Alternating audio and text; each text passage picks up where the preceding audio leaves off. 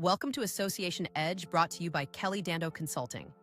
Here we share practical advice, smart strategies, and proven tips for leading boards, managing associations, and growing stronger organizations.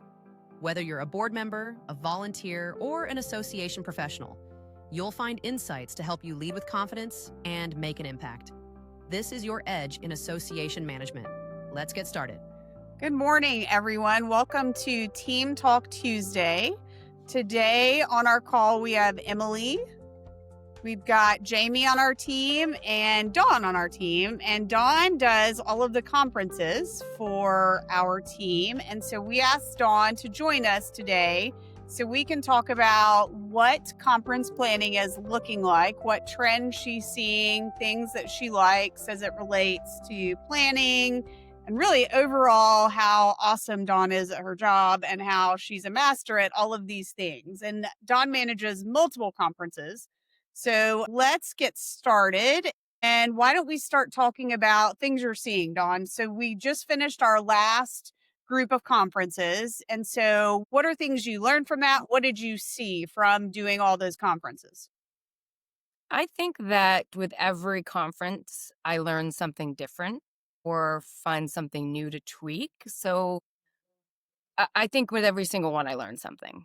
But I am seeing that there's more people being involved in the social events, a lot more networking happening. The sponsors are very interested in being a part of those social events more than, say, keynote or podium or those types of sponsorships that are very public, but not as engaging as the social events. I think people are having a much easier time striking up a conversation when you're in a social event versus in a boardroom or in a theater style seating with a presentation and things like that.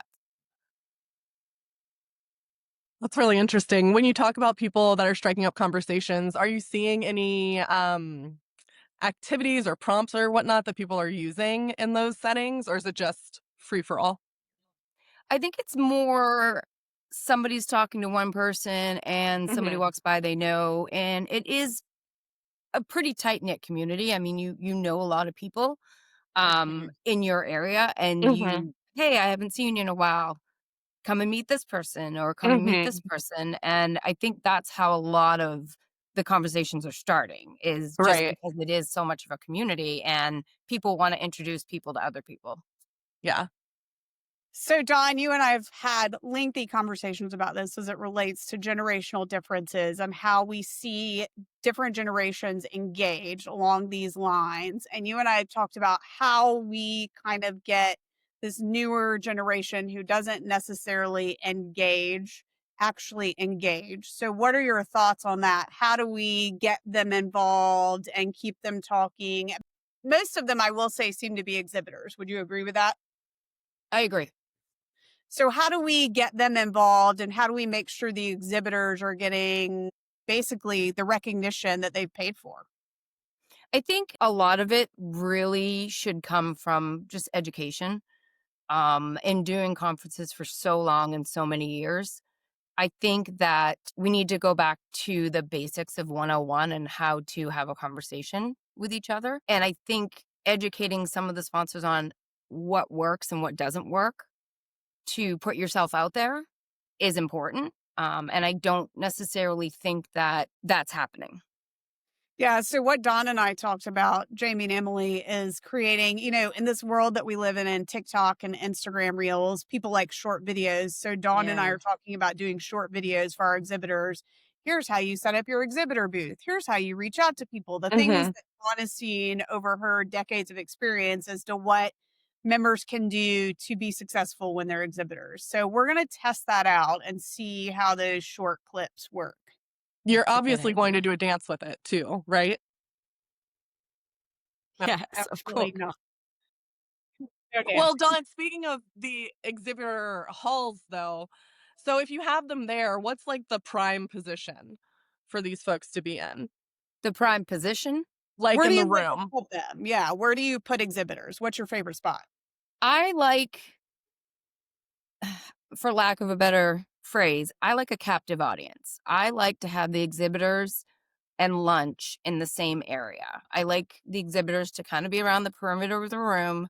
People are eating lunch, people are being social, breaks are in there, coffee's in there. I like to get my exhibitors to get up and away from their expo tables and join a table of people that they don't know and strike up a conversation. That's one of my biggest things that, if you see a table of 8 people you don't know, leave your booth and go have a conversation. You're Yeah. going to meet people.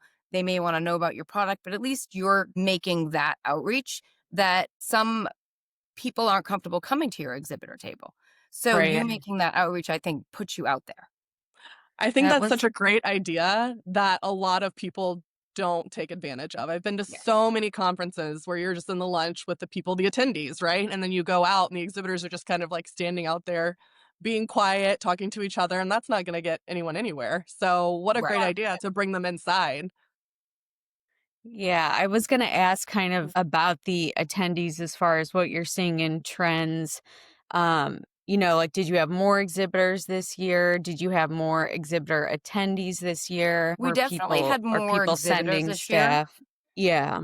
So that's always a challenge because you do want to make sure that everybody is getting a benefit from being there. But I think, like I said, really having all of those social events, lunch, everything kind of as that captive audience and maybe educating them on getting up and how to approach people. I think one of my things is because you don't have an exhibit table, because you're sitting at an exhibit table, doesn't mean you have to stay there. Get up and walk Yeah. around, converse with people, and just put yourself out there. Because I do think that some of the younger generations coming in and starting to show up at some of these events, they're not as open to walking up to somebody and having a conversation. Yeah. That they need to do that. They need to put themselves out there. Well, Maybe we should do like a networking 101, that's going to be our short video clip, right? right? But with a dance. One of many. You know what, Jamie? I think that you should do the dance for this. Okay. No, that's all I got. That was my move. Jamie and Pickles can do the dance for this. So we've had some interesting issues, I feel like, this year, Dawn, where we had all of the exhibitors around the edge of a room where we had speakers. And that was interesting because we had members speaking during speaking sessions, which created an interesting problem. We've done them in the past where we've had different hallways because we've had so many exhibitors apply, right? That we run out of space. So we put them in a hallway, and that's never a good solution. So what do you think when we're looking for hotels, if you had the best case scenario for how a hotel room would look, and let's say you have 2 different sessions, how would that look? So I would set up theater style, either theater or maybe some schoolroom style in one big room.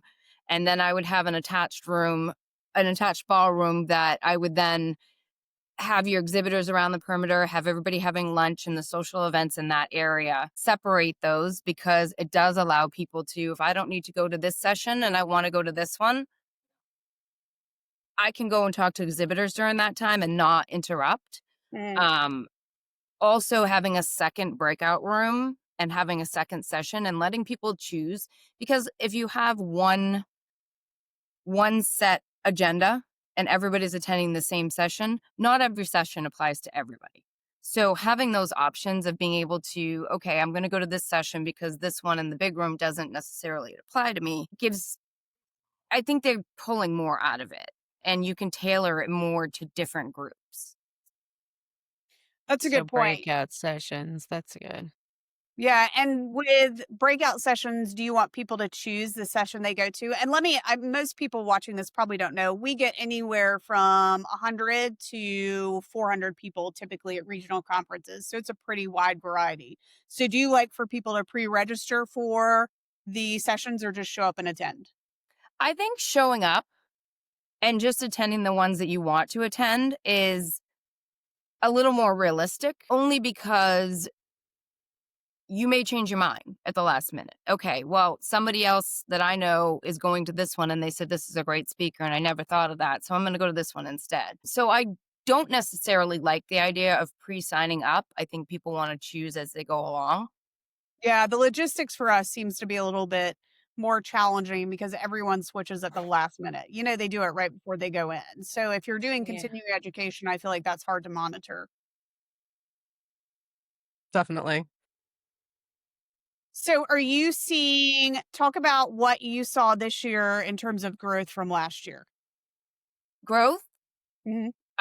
definitely the majority of the conferences grew a good 15, 18% in attendees. That's awesome. Many of them actually maxed out and we couldn't allow any more people. I think we had one that we turned registration off 2 months ahead and Wow. stopped doing email blasts because we just couldn't fit any more people. Um, And are as these far as exhibitors, yep. oh, sorry, are these back to pre-COVID levels or above pre-COVID levels? I think we're above pre-COVID levels, actually. That's I awesome. think since I think post-COVID, people want to get back out there and people want to get back out there and be social and see people face to face. A lot of people still work at home. So I think the Mhm. conferences give them an ability to reconnect and be able to, hang out and talk about what they're doing and have that face to face interaction instead of on a computer screen or by email or text or whatever. So I do think that with attendees, that's definitely improving and it's growing. I think all the conferences have increased in That's attendance. awesome. Yeah. Can you talk about like the sponsorship trends that you're seeing? How has that shifted? Um, I think we're definitely up on sponsorships as well. I think because in managing multiple conferences, I can kind of cross share sponsorships Excuse with me. different conferences. And then it also, because I work so closely with the committees in the planning, we're able to think outside the box. And you may have one sponsor who really likes to do the social events, but Mhm. the spots are all taken. So let's think of something else. What are you thinking? And I can work with the different sponsors because I see so many of them at so many events. Mhm. You develop those relationships and we can have those, what are you thinking out of the box as far as a sponsorship and some way to just add to the conference and just increase the interest that people are going to have in it just a little bit more, whether it be, okay, let's have a band or let's have some type of entertainment. And I think those things are pulling more people in. And I think it's also allowing us to pull in more sponsors too. Definitely. I think being flexible with the sponsors is huge. If somebody Absolutely. wants Yeah, to give you that's money, great. let's make it work. We'll We'll find a way find to a make. way. So what are you seeing for technology, Don? What's your favorite technology for registration? What are you seeing for name tags? What do you like? What's your preference? I think clear for name tags. I've actually convinced many of the conferences to do the lanyards. You I need a like the picture lanyards. with you because I'd love to show everybody. Do you have one of those name tags that you've been creating? I do not have one Maybe here. we'll post it in the comments because I think Yeah, I point. don't have one So handy, and I Don, should because I have them You're from all over the surrounded place. by 'em. Yeah. But I like the lanyards because you can customize them. We can note non-member member, so it's easy at a glance that so this person's not a member. Let's approach them and talk to them. Should they be a member? The benefits of being a member. We also note the committees so that if somebody has a question, they know to go to a committee member. A sponsor, we note that they're a sponsor just for the recognition. We usually do the QR codes on the back so people can immediately access the agendas or anything online. Um, I think it's like a one stop, everything is on your lanyard. Mhm. I thought So the I do at love the lanyards. yeah. Um, The what was ones your other that, question? I'm sorry. I think for a bunch of them you did where there was a star if they were a non-member, and then the committee members knew to go up and especially talk to that person or, and try and get them to be a member, tell them about the Right. organization, and then also I think there was one where if you were a first-time attendee, then you also could get some special attention, which I thought was a great idea. I've seen it work too, where sponsors have had something that's indicated that they were a sponsor. So then the committee members could go around and just thank sponsors too, which, that in Mhm. person gratitude goes a really long way. Yeah, at every conference that I'm at, I'm always wandering the exhibitor hall in that area because I want to Mhm. make sure they have everything they need. Their funds are putting on these conferences that are giving everybody their education that they need. So I'm always walking around trying to have those discussions. What do you need? Do you have everything? What can we do better? We always send them a survey afterwards, asking them for any ideas and opinions. Most of them know me at this point. You know, if I haven't met, usually it's hi Dawn. Now I can put a face to the name, but definitely making those connections with the exhibitors as the conference is going on is Hmm. important. And I'm constantly walking around those areas just to make sure that there's no questions, issues, comments, thoughts, you know. Right. Let's committee. So, what do you think committee involvement looks like in most of these conferences? And if we could give advice to committee members who are helping to plan this, because this is obviously some conferences we do everything, some conferences we work in conjunction with a committee. So, what do you think are best practices for someone who's serving on a committee as a board member, a committee member, in whatever capacity to help plan these big events? So I think they need to commit to attending those meetings and being really a part of that committee. For example, you have a speaker committee and we're collecting speaker presentations and everybody can submit them. And I think it's important for all of those committee members that are on that speaker committee to really look at the sessions and give their input. Everybody's coming from a different line in their own company, a different job, a different, what they're doing. So I think it's important that if you're going to do that, to commit and make sure that you're partaking, you're adding your input and just participating more than anything. I mean, that I think really that's is, the biggest it's key. yeah, that's the key to a great conference because our members know way more than we do what's going to be successful and what won't be. So, um, I think you've hit the nail on the head with that one. To further that, we have a lot of members who are joining committees for the first time in their region to help with the next year's conference. When do you think is the best time for them to set that first meeting to really start getting that ball rolling? Because we have some who just came off a conference. They're like, oh, we'll get going by December. We'll get going by January. In a perfect world, what would you say this is when we need to start nailing stuff down? I think that within 2 weeks of when the conference is over, you really need to have a good debrief and thoughts for next year. It's November and I've got 4 already have their dates ready and we're already starting the Awesome. speaker submissions. We've already got the links out. We've already got sponsorships figured out. So by January 1st, I think that in the best case scenario is to have your sponsorships, your attendee costs, all of those things figured out so that January 1st, you can really start promoting everything. Mm-hmm. And And with speaker sessions, sorry? most of our conferences are late fall too. So I think that's why that January deadline's important.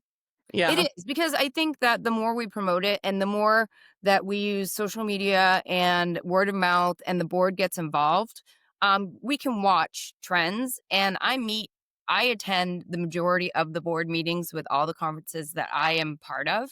So I share with them every week how many people have registered, where are we with sponsorships, how are we Mm-hmm. doing with CPE and what we need for that, how are we Yeah. doing with speaker submissions. Mm-hmm. What do we need to do to get more speaker submissions? Do we have quality speaker submissions? So we kind of go through all that. So I attend the sponsorship committee, the speaker committee meetings, and then the whole committee meetings for the majority of the conferences that I'm involved in. That's great. Do you see the committees setting their own goals? Like by this time, we want to have such percent, this percent, and whatnot. I've always found that really helpful when planning events. We do try and set goals as much as possible.